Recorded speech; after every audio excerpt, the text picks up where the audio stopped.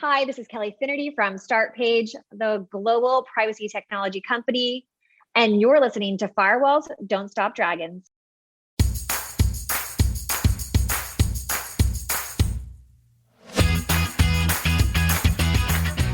Hello, everybody. Welcome back to Firewalls Don't Stop Dragons. I'm your host, Kerry Parker, and this is episode 257 for January 31st, 2022. The first month of the year is already gone.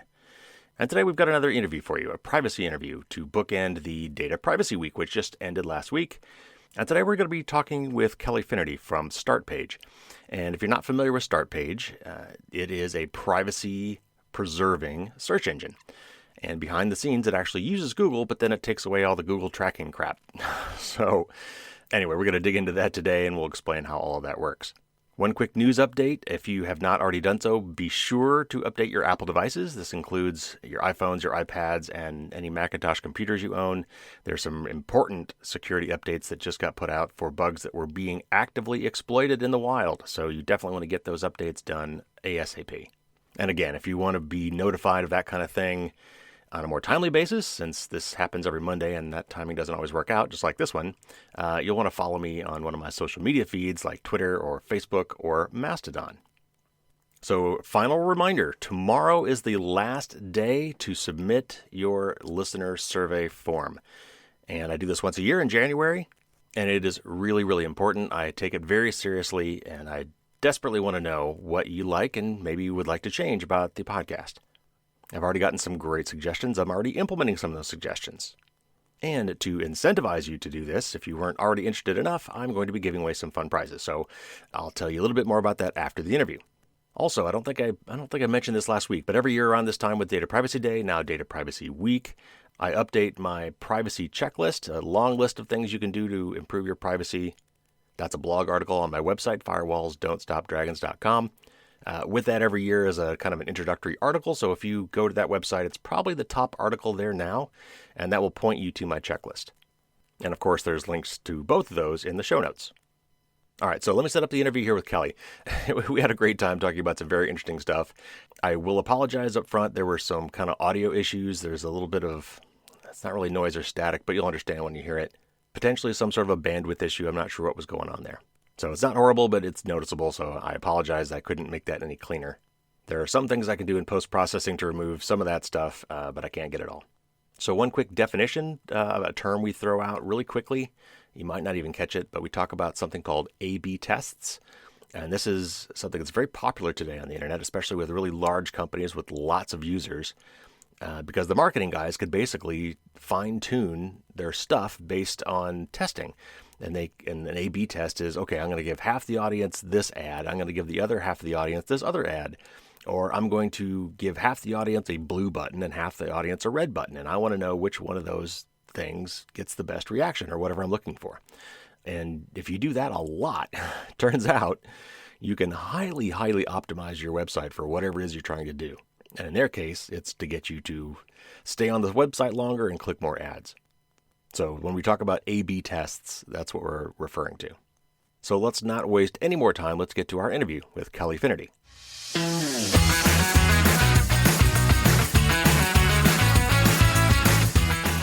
Kelly Finnerty is the Director of Brand for Startpage, a global privacy technology company that provides search and browsing products that protect people's personal data. Kelly is also a #TechForGood advocate that believes privacy is a worldwide human right, and that we are in agreement. Welcome to the show, Kelly. Thanks. Great to be here, Kerry. Why don't you tell us a little bit more about yourself and your company, Startpage? So Startpage is a global privacy technology company. We have been around for 15 years, which in the tech world is like dog years. Right. And it really means that, we're established. We have a great community of people worldwide that trust in Startpage to not collect their personal data when they search and to not record their search history while offering relevant, useful search results. And I myself joined the company 2.5 years ago.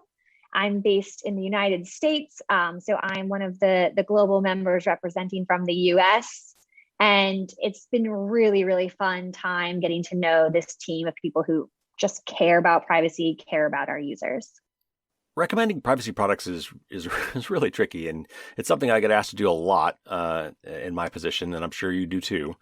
Trust is so hard to earn, but it's it's so easy to lose. And I know people from all over the spectrum. I certainly know several what I would call purists that and just insist that any product they use be 100% open source, and it must be hosted and owned by companies that are in privacy friendly countries. And at the other end, I know several privacy and security experts who regularly use Google products. I know because they email me and it says gmail.com. So it really, I know that different people have different opinions, but I'm curious from your perspective, how do you know who you can trust these days? And what are your personal criteria for determining, how private a given product or service really is? That's a great question. And there's a different answer per person. I always, when I'm recommending privacy products to a person, for them to really evaluate, how do they use the internet? What products are they often using? What platforms and services have they downloaded or installed? And what is their day-to-day need?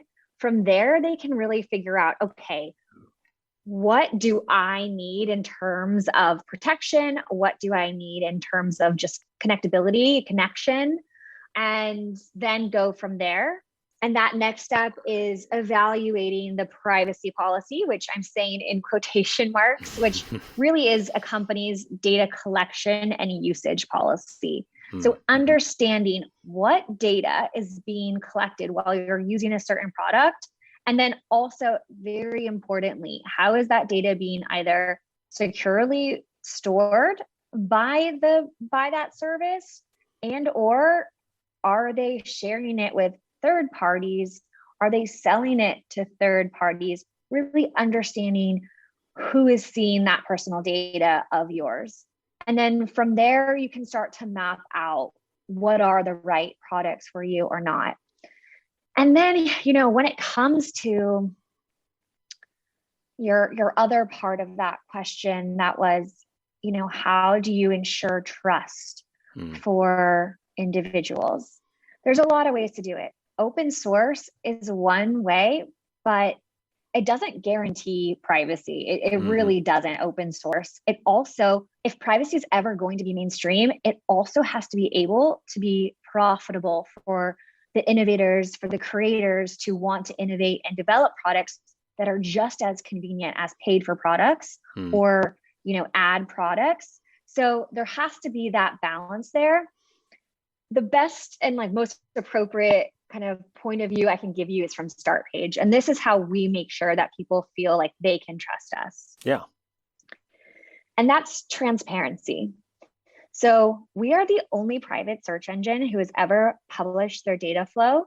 It's available on startpage.com. If you click into the Privacy Please toolbar at the top of our website, we have a link there that shows how Startpage works. And we clearly map out our multi-server solution of how we protect people's personal data, how we delete and remove each IP address and personal data before performing any search, how we then process that through on-premise servers in Europe and or in a selected location closer to the server, how we ensure that as soon as your search result is sent to Google, there's no remnant information about you, the user, and Google only sees that Startpage is indeed searching, and then how we pass that back through our on-premise server to the user. So we've gone to great length to publish that data flow, which no other private search engine has done, because we want to be transparent. And Carrie, I'm sure you've seen this because you are in the privacy know and in the privacy community, but we did have a hiccup where, we didn't get in front of the ball enough of being transparent. I do think we a little bit took for granted that, we have this over a decade experience of never breaking anyone's trust and not having to be used to being in front of stories. And so when we did receive investment from System One, which is a US based consumer tech company, when we did receive investment from them, we didn't provide enough information and we weren't transparent enough about it to users. It was more just like hey, we did this. Because on our end, it didn't change anything about our data flow, our company leadership, our data practices. Since 2018, since the investment, we haven't changed our privacy policy. That said, as a team, upon reflection, we did go, okay, we do need to find ways to be more transparent here, make it easier to follow why we took on money like this. So, System One owns multiple different privacy products, as well as just completely not privacy products. And they have different revenue streams that are based on behavioral advertising and contextual advertising. So since day dot, since Startpage was founded in 2006 in the Netherlands, we have been profitable from contextual advertising, meaning the top 3 clearly marked ads in each person's search results are based on the term that they're searching on, which an advertiser has purchased for an ad. So you search for bicycles, the top 3 ads will appear from advertisers who have bought the contextual ad bicycle. They haven't purchased behavioral information like what browser are you on, what device, where are you located, what have your previous searches been?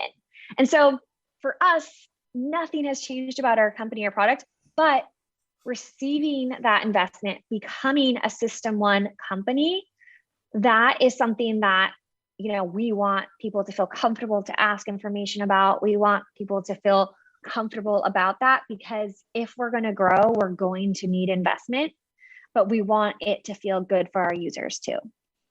Well, thank you so much for explaining that. But I need to actually have you explain something that we probably should cover, because it might be confusing to the users. Is if they don't understand what Startpage is, what is the relationship between Startpage and Google, and how do you? As soon as you say Google, people are going to be like, wait a minute. We're talking about private. So tell the audience how it works between you and Google. What does it happen? Like when I search on Startpage, what is going on behind the scenes? Definitely. So Startpage is a private search engine. What does that even mean, right? Okay, so there are 4 search indexes in the world. There's Google, there's Microsoft Bing, there's Baidu, which is an Asian-based search index, and there's Yandex, which is a Russian-based index. All of those 4 indexes power every search engine that is out there. So back in 2006, our founder, Robert E.G. Beans, was a part of a meta search engine called Ixquick, and they were evaluating the data from a legal perspective that their meta search engine collected on users.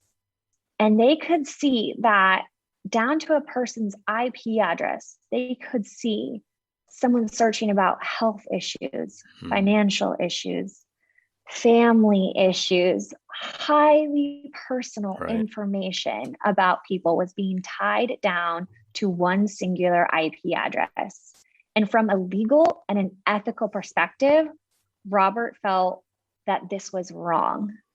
He also is a very smart businessman, and he realized that you're not going to beat Google when it comes to their ability to organize information on the web. There's such a powerful, strong search index. Mm-hmm. So what he did is he has a unique contract with Google. No other search engine has it. No other private search engine has it, where we as Startpage pay Google for access to their search index. We remove a person's personal data, prior browsing history, anything attached to their personal ID. We remove their IP address, which is very important. Mm-hmm. Many other private search engines just send a partial IP address. We send 0, nothing. And that was the birth of the world's first private search engine. So we are the absolute first company to bring private search to the world. And since then, people look at us as, hey, I can search for the internet. I can look for news articles. I can look for, financial, personal, mental health help without having this long tail digital profile being collected on me. Perfect. Thank you. That was a great explanation. Very interesting, actually fascinating the way that all came about. Okay, moving on. So despite the Snowden revelations in the summer of 2013, and I can't believe it's been that long. It's been almost 10 years, I guess going on 9 now. I don't think most people, really understood the real dangers of abusing personal data until maybe recent years. It seems like it has sort of hit a turning point recently, and maybe it's because of just the collective weight of all the things that have happened, all the data breaches and all the outcomes of people's data being collected and then leaked. But what is your feeling on the current general attitudes of people towards privacy? Because I do think it's been shifting lately. And what do you think are maybe the main events that have driven people to that opinion? Well, when the internet first came out and first was becoming popularized, culture started just, appearing everywhere on the internet.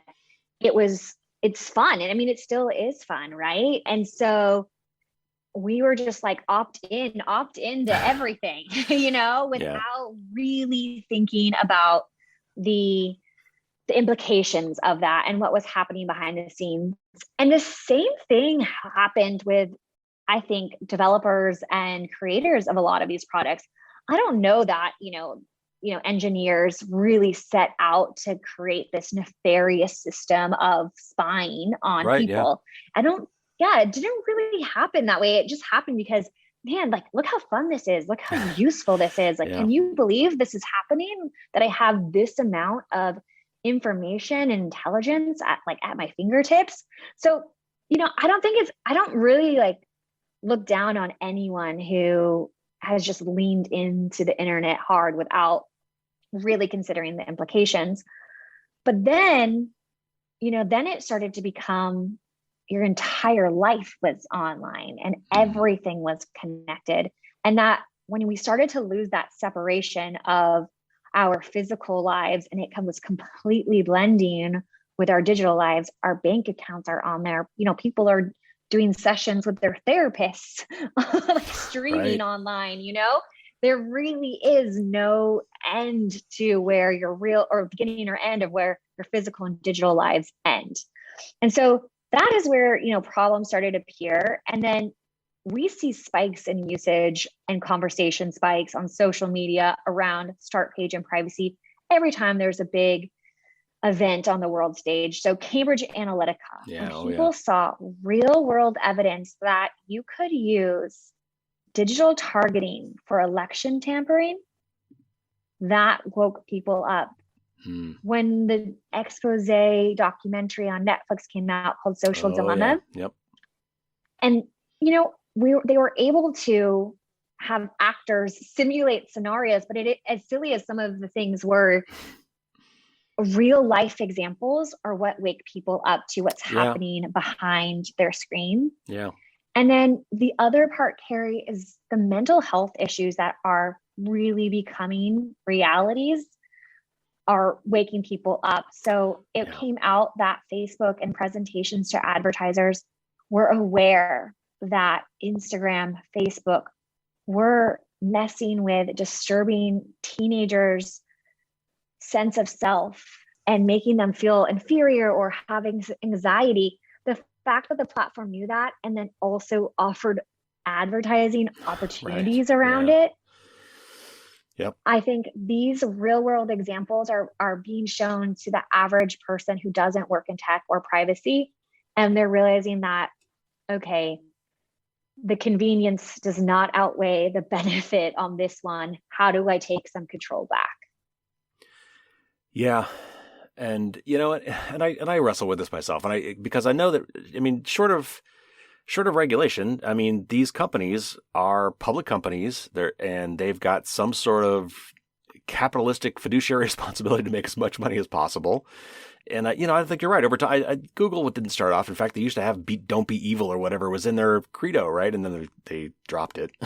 But Facebook too. I think they kind of. How about the guy that invented the first cookie? He feels horrible about it. Right. And yet, and I think these things just kind of snowballed and somebody saw there was a lot of money on the table and then it was a cash grab.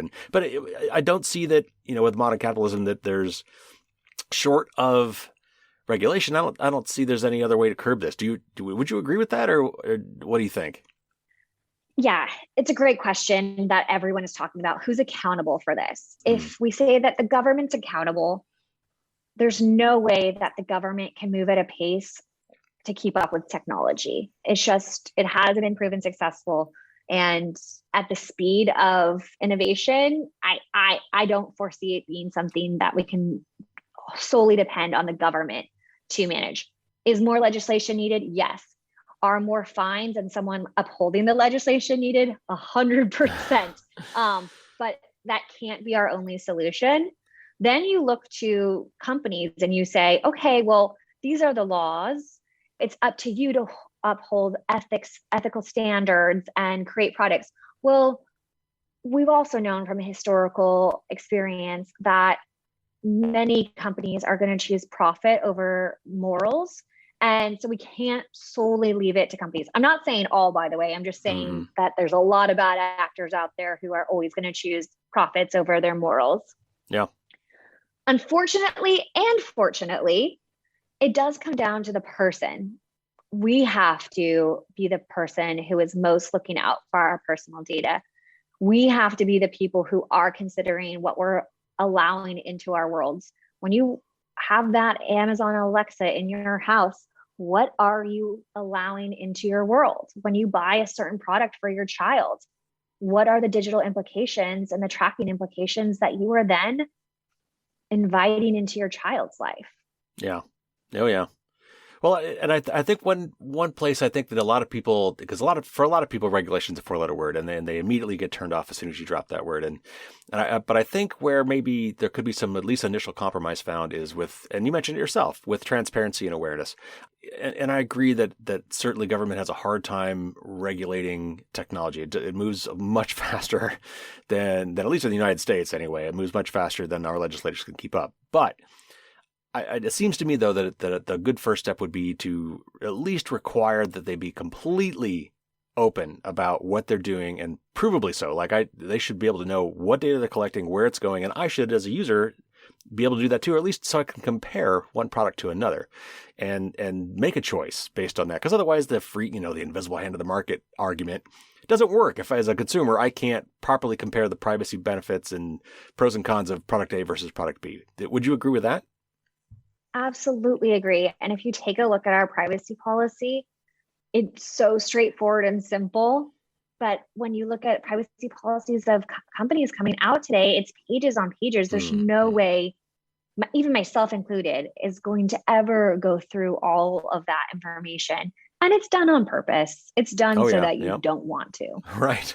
But yeah, Carrie, like if there was some way to enforce, like maybe even a template that a company had to fill in, that, prefaced their privacy policy, that was just a standardized template that we could get used to seeing at the beginning of the privacy policy, to be like, oh, okay, they are recording my location. Okay, they have access to my photos and my microphone. And if there was a standardized way to do that, I think it would help the average person. Yeah, and I've seen some interesting attempts at trying to automate some of these processes so that third-party rights groups can actually write tools that will go out and comb through, like Common Sense Media has been trying to do this, comb through privacy policies and actually try to compare them and have tools that compare them. And if there was a machine-readable format for a lot of those things, it would just make it so much easier for that and enable. If not you and me, as regular people, I guess maybe you and I have bad examples. But for a lot of people listening to this podcast, who would still think, I can't figure that stuff out. But if there was some third party, Consumer Reports or what have you, there's some trusted third party that could then write tools that would go through and comb through these things in a standardized way, and then could present you, charts and graphs and tables and rankings. I think that would go a long way toward giving people the option, and then I think it might actually drive the market. Definitely. There's a European organization, nonprofit organization called Terms of Service. Didn't read like the TLDR. Yep. But this is TOSDR, and they're doing that. And it's just that, there's so many companies out there. There's so many privacy policies out there that it's going to take a lot. It's going to take a global community to do it. But yes, to more of that. Yep. So do you think people understand what the real value proposition is for what's going on? A lot of people today think, okay, so what I'm doing, I'm getting these quote unquote free services in return for them, giving me target advertising. Yeah, okay, I'm okay with that. But it's there's so much more to it than that, especially when you start talking about data brokers and things. Why do you think that? I mean, maybe it's changing. Maybe this is a poorly formed question, but do you think people still believe that that is the current value proposition, and that they're making an informed choice? It's a good question, and I do think people feel like they're okay for sacrificing personal data in the lens of personalization for certain products, my dad included. So he's like, I love personal ads. Like it cuts, like I see ads on there that are things that I want, and that's a great fit. So what we need to have people understand is that, okay, so the average person sees around 4,000 to 10,000 ads per day. Oh man. And those ads can range from everything from, buy this product to vote on this initiative or vote on this candidate to, really subversive things out there of like, hey, like this is the way that you should parent your children. And people need to be aware that the internet is not being controlled by government and regulated by government, that they do need to take some control on their own. Also, a lot of people think that they can't be manipulated by advertising, but if you're seeing something like 10,000 ads per day, it's impossible not to be manipulated by that. It's actually unscientific to say that you can't be manipulated by that. It's called the mere exposure effect. It's a psychology term. And it's just that the repetitive messaging in your public and private spaces will impact the way that you think about things, your perspective on certain topics and products. So it's not just hey, like I like bicycles, and so I'm happy that I'm, seeing that on my social feed and on the advertisements in between my streaming TV. It can be a lot more than that. The other aspect in there, Gary, is like, you could say like, it's all over the place, I give up. But if you did that about the environment, like that would be a really sad state. So think about it in that way too. Like every little step you take, every consideration that you make when it comes to sharing your personal data or working with privacy products is actually contributing to a larger goal for yourself. Yeah. So when people use the internet, a lot of people like Google is the internet. I mean, there's people that I literally know that like everything's through Google. Like that's how I get to things. Even if they know the web address they want to go to, they'll search on it to get there as opposed to try to type it in by memory. But I think we've kind of gotten inured to the fact that that little text bar takes anything, and so we'll kind of dump into it anything that we want to search on. And sometimes it gets really personal. Like I've heard it said that, your search engine knows more about you than your closest friends and even your spouse, because there are things we'll search on that we won't even tell them about, because they're that private. And yet we're giving these things away to a company that just is hoovering up all that data. So do you have any horror stories that you know of about that? Or maybe cautionary tales that you could share with us, the audience, and make them think twice about maybe not so much searching on it, but maybe which engine they're using to search with? You're so right, Carrie. I mean, searching online is in your search history is like your daily journal, It maps out, what are you thinking about? Everything from hopes, dreams, fears. It is a daily journal that's being recorded and then sold to the highest bidder in an auction to send you an ad from it. So yes, we do have some of those stories, and I do think that those are the best way to make people have their ears perk up and care. One of our users reached out to us at Privacy Please at Startpage, which is a community email that we share with folks to communicate with us. And the user shared that they had been diagnosed with ADHD, and that after having received that diagnosis, they came home and they started searching online about it on a non-private search engine. And from there, their social feeds, digital banner ads, to even ads, appearing when they were streaming videos on YouTube, started appearing with pharmaceutical ads about ADHD.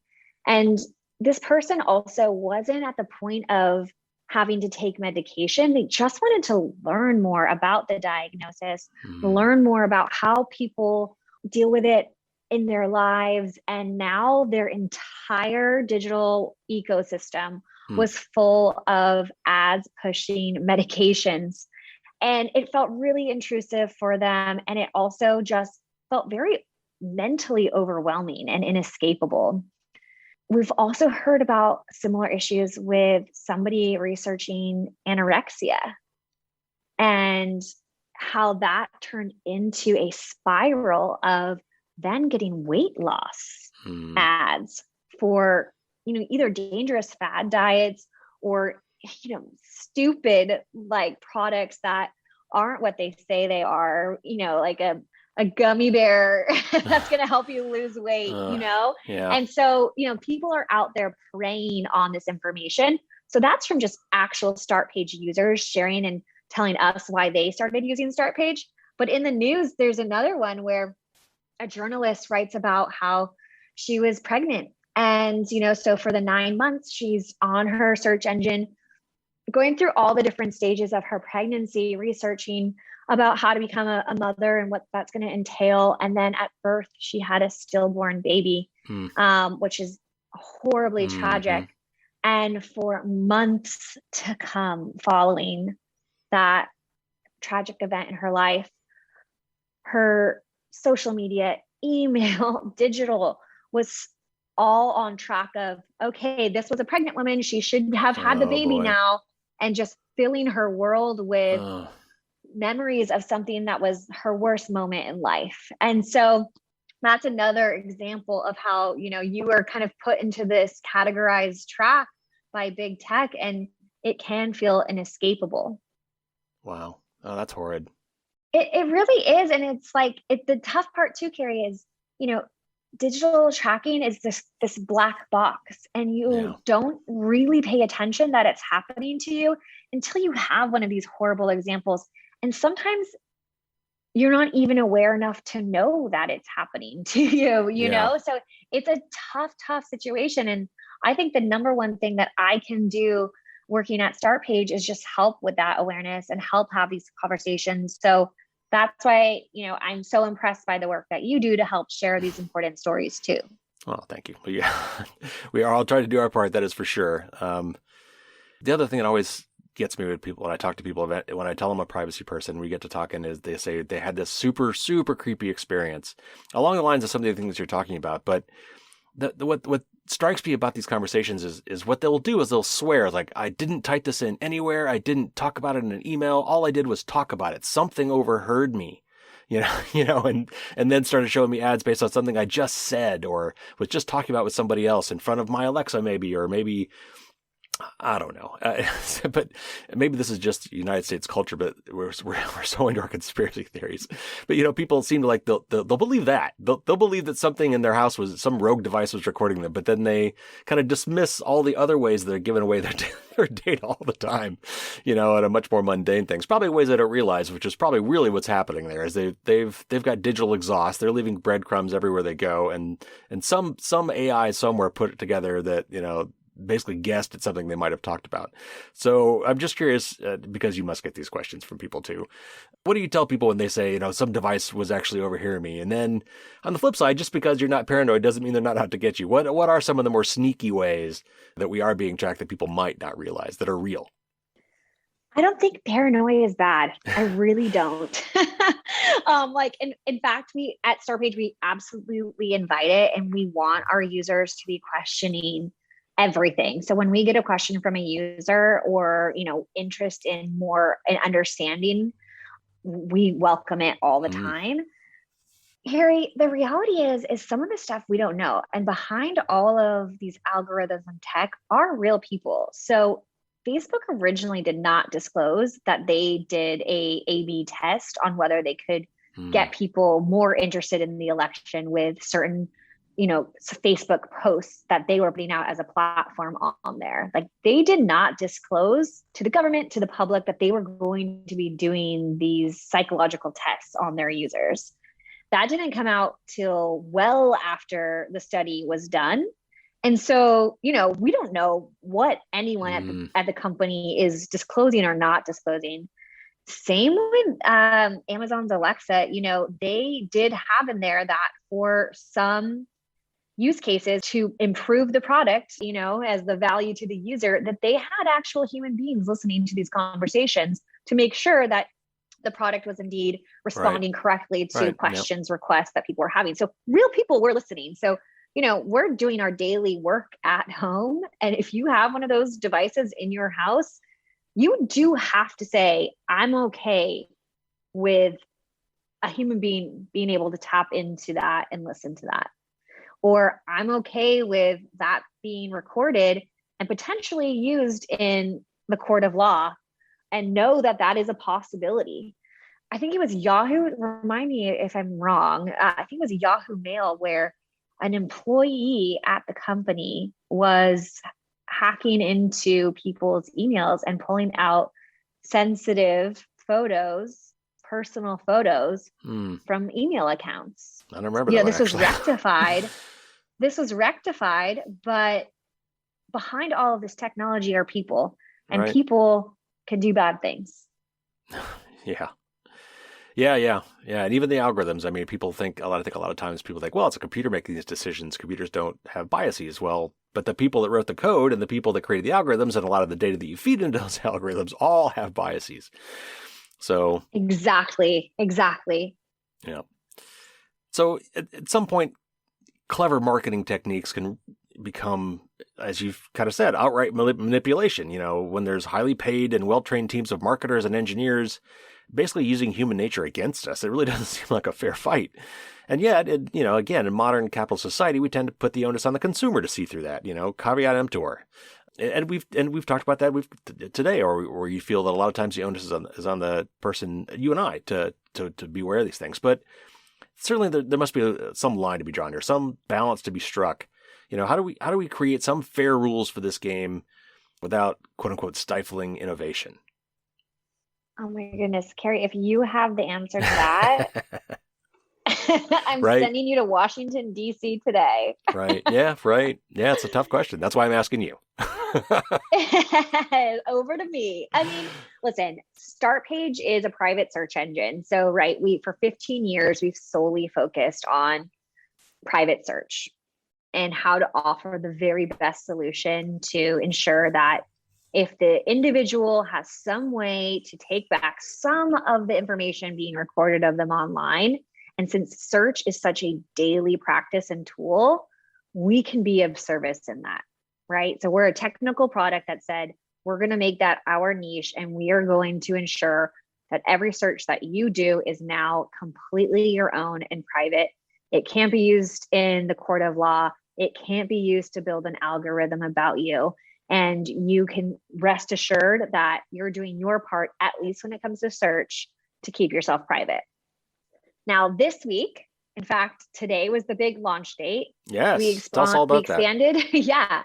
We expanded beyond private search to protect people's third-party data when they're visiting any website online. So now it's a browser extension that incorporates the open source code from Privacy Badger by EFF to automatically block any tracker or third-party cookie that's on a website you visit. So we're really transforming from a private search engine to a privacy technology company because, Carrie, we do want to do more. We want to be able to help people take that control, have that power. We'd love other businesses to also look at Startpage and go, wow, you have been around for over 15 years and you're a profitable global company. Maybe I don't have to collect all of this data, do all of this type of behavioral advertising to make a buck. Maybe there are more respectful ways to go about building my digital product. So, when you ask, what do I think needs to be done? That's a never ending answer. But what Startpage is trying to do is to offer solutions for people to protect themselves and a business model that is effective that other, hopefully, companies can replicate. So you guys are focused on contextual advertising and just as opposed to behavioral. And again, just for the audience benefit, basically contextual, as you said, when I search on bicycles, I get ads, based on bicycles, but that there's nothing more to that. It doesn't remember that yesterday I searched on bicycles, for example, or on some other website, or I clicked on a bicycle ad and putting those two and 3 and 4 and 5 and 10 and a million things together to build a profile. That's the behavioral side. But I've seen studies about this, and I'm curious to get your take. What the actual benefit is to the person trying to get more customers or to sell more products. I mean, obviously, it's a huge benefit to the ad makers. They're making a killing on Google and Facebook on this. But does it really? If I pay twice as much for a behavioral based ad than I would for a contextual based ad, am I getting twice the value from that? There's a lot of different ways to chop up why someone would choose behavioral or contextual, and it's a case by case decision for each business. For Startpage, we purely just chose it based on the ability to respect our users and to provide a way to support our product and our tool. However, the New York Times, one of the largest advertising giants out there, did in fact do a study where they tested between behavioral ads being sold on a specific portion of their website compared to contextual ads. So one's, behavioral kind of coming through other third-party data, coming through the big tech ad networks, versus contextual ones where it was direct buys, where someone said, okay, you're writing about how to make the world's best pork chop recipe. We want to be on that. We want to be on that recipe page. And they actually found that they were able to get a bigger profit from contextual ads. Now, it's tricky for companies, right? You do have to have that audience base and that brand reputation in order to secure contextual ads. So that is a challenge for companies just starting out. Whereas, again, Google, Amazon, big tech, they have made it so easy for people who haven't built that trust, that reputation, that notoriety yet to just plug and play with their ad network. So I understand the rationale for both, but it's really important to remember that behavioral means easy, not better or more profitable. We've talked a lot about maybe the tracking done by Google and Facebook and whatever the people that are driving the ads, but there's also through data brokers and other things that may exist on your webpage, other third-party tracking, the data brokers and things like that. How does that factor into all this? And what are some of the dangers maybe with that next level that like, and they told two friends, right? The kind of the next level, the one that's really insidious, the one that's really actually much harder to see. What's going on at that level, and how does Startpage, or maybe the new extension you guys just came up with, how does it help in that regard? Yeah. And your example of they told two friends is more like they told 12 friends. So on a study, over 85% of websites have third-party tracking on them. And the average amount of trackers per website is 12.4. Jeez. So you think you're going to a website trusting their privacy policy, and at the same time, there's around 12 other third-party trackers who are collecting the data from you while you're on that website. So, that is the reason why we created Startpage Privacy Protection. It's the desktop browser extension that instantly blocks these third-party tracking from occurring. And Carrie, you're right. Like, who are these third-party trackers? If you go into the extension, it'll show you exactly how many cookies and trackers are being blocked from that web page. And then there's a button below that says Manage Trackers and Cookies. You can actually click into that and it will list out by name the major and minor trackers that are on that web page. And, the ones that you're going to see a ton of are Google Analytics, because a lot of websites have that on there, or links to Facebook. And then so many other kind of content networks on there and other third-party advertisers. And then you start to see ones that are data harvesters. There's ones on there that are recording information and selling it to insurance companies or health companies to show them that, hey, this person is searching about lowering their debt. and kind of puts you into this third party category of someone who has debt issues, which might impact your ability to get a better rate on a loan. Yeah. One of the craziest examples of some really dangerous third party tracking out there was with the app Grindr. So in the end, I think it was decided that Grindr really didn't do anything outside of what they were saying in their privacy policy. But what happened was that if there's a group of people who want to investigate you or take you down, they can, and this is what they did in this case, there was a Catholic priest and there was an organization that did not want him as a part of the church any longer. And they started to work with a data harvester, a data broker, to legally buy data about this individual. And in that data, they found that the priest had an account on Grindr.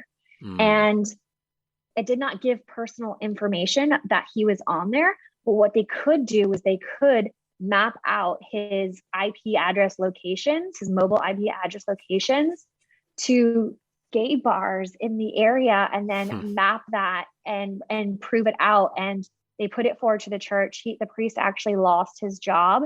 So, ads and manipulation from ads is, probably what the majority of people will face.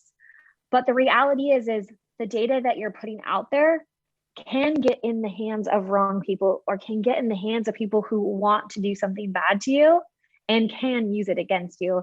And that's just a really heightened example of that.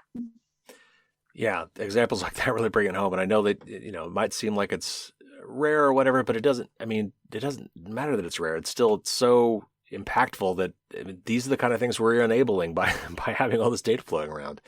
And, as long as it's somebody else, maybe you can kind of shrug it off. But man, as soon as it hits home, that it becomes real personal. So yeah, I think it's instructive to talk about some of these things that can actually happen, not theoretically, things that actually did happen to people because of this data economy that we're a part of. Okay, so yeah, it's important to know the wider implications. Yep. So let's see if we get into this maybe on a hopeful note. I try to do that where I can. Yeah, sorry to be all doom and gloom. Well, unfortunately, that's where a lot of this stuff leads. But let's look down the road a little bit. Let's get out the crystal ball. What do you think the future of privacy looks like, and how do we maybe as consumers or as citizens got to steer better towards these more bright outcomes? How do we have hope again? How do we create the future that we want when it comes to privacy?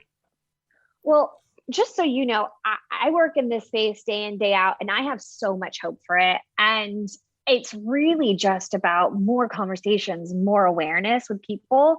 And so they do know what's going on, and they know how to find products and tools that are going to protect them. So I think that there's tons of hope out there. It's awesome to see new privacy products and services coming out every single day. And so, my hope for it is that Startpage continues to release new products, new search features, new privacy features that allow people to do everything they want to do online, but with Startpage privacy protection. And then also for, other organizations out there to really think about, what is the next privacy invention? What can I take as like a simple everyday use of the internet and make it better? And maybe you have to change the business model of it. Maybe you have to get innovative, but there's so many good people out there thinking about this problem that I have a lot of hope for what the future looks like. That's good to know. Good to know that you're hopeful. Obviously, Startpage would be one thing that you could recommend that people use, and we obviously talked about it a lot today in the new extension you guys have. But what other privacy tips might you have just in general for the audience, or whatever friends and family when they ask you what else can I do that is beyond what you guys do? What other kind of things might you recommend? What else do you do in your personal life to for, I don't know, biometric scanning or license plate readers? I mean, there's so many different ways, right? What other kind of things might you recommend that people do today, kind of low-hanging fruit or some easy things that we could all be doing to help protect our privacy? I would just say number one, follow organizations like the Electronic Frontier Foundation. They are on the forefront of every single type of tool you might need. They have a list and a recommendation on there that has been thought through and evaluated by privacy experts. So if you need a recommendation on a privacy product, just go to EFF.org. That would be my recommendation if you're looking for privacy products. Yeah. And then just my Kelly Finnerty, recommendation is take a moment and pause and figure out what that threat model is. Figure out how you're using the internet, what potential information you might be sharing out there, and then start to chart out what makes you feel comfortable or not. And it's going to be different for each person. From there, Carrie, like if you realize that, hey, I actually do want to shift to a private email provider, or I want to shift to a private messenger service, or I want a more private browser, then go to EFF.org and start looking through their recommendations there. That would be my best advice for anyone who wants to start taking better care of their personal data. And that is a good one. And my audience knows that I love EFF, and they do have a surveillance self-defense guide that is really good. That's got a lot of those tools that you recommended. So, Kelly, thank you so much for coming on the show and talking with us and bringing us back to the light and giving us some hope that there is maybe a light at the end of this tunnel for privacy. Thank you so much. You are welcome. And I cannot reiterate it enough. There's tons of hope out there, and we just got to keep talking about it. So thanks for doing what you do.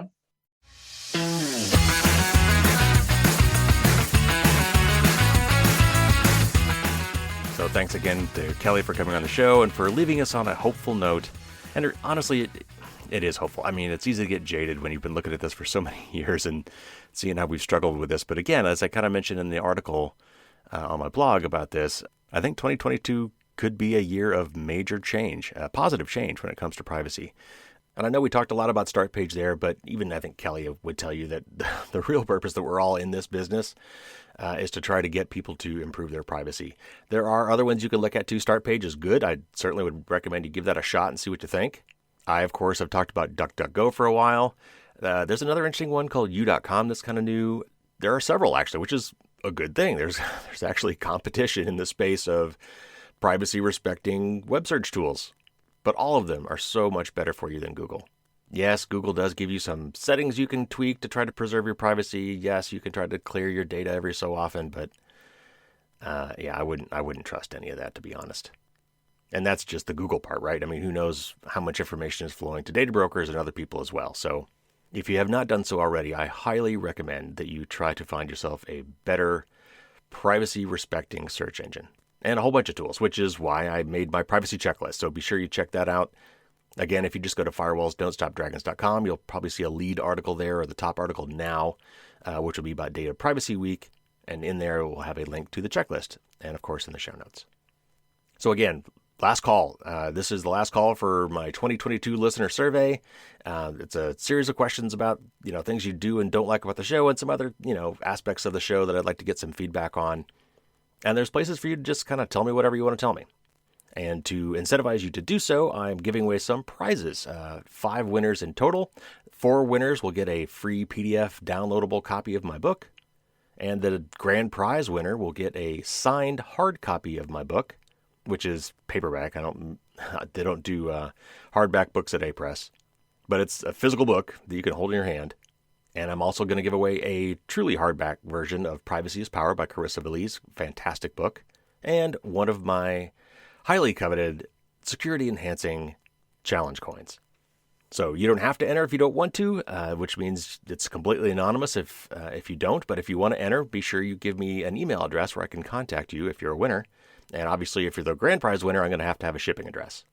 But otherwise, it is completely anonymous. And I will, of course, do nothing with those email addresses except for notify winners. So if you're paying attention, I did say it was to the end of the month, which technically is today, but I wanted to give it one more day because I know that not everybody listens to these podcasts on the day that they drop. So I'll give you another day, another 24 hours to get it done. So basically kind of midnight Eastern on Tuesday will be the cutoff for this. And how do I turn in this survey, Carrie, you ask? Very easy. Go to bit.ly, that's bit.ly/firewalls-survey-2022. That's a capital F on firewalls-survey-2022. And that will redirect you to the forum where you can leave your feedback. So next week, we have a news show. There's going to be plenty of stuff to catch you up on there. And then we should be able to fall back into our regular every other week rotation between interviews and news shows. I've got several interviews in the works, some scheduled. One I just recorded with Sean O'Brien, who is a big privacy advocate, and he's a big open source software advocate. And so this was actually one of the comments on the listener survey. Somebody wanted to hear some more about open source software. So we've got a whole interview dedicated to that coming up soon. But I've got some other great and interesting people coming down the pike, most of which I've never interviewed before, some of them on topics I've never discussed before. So we got a lot of great stuff coming up.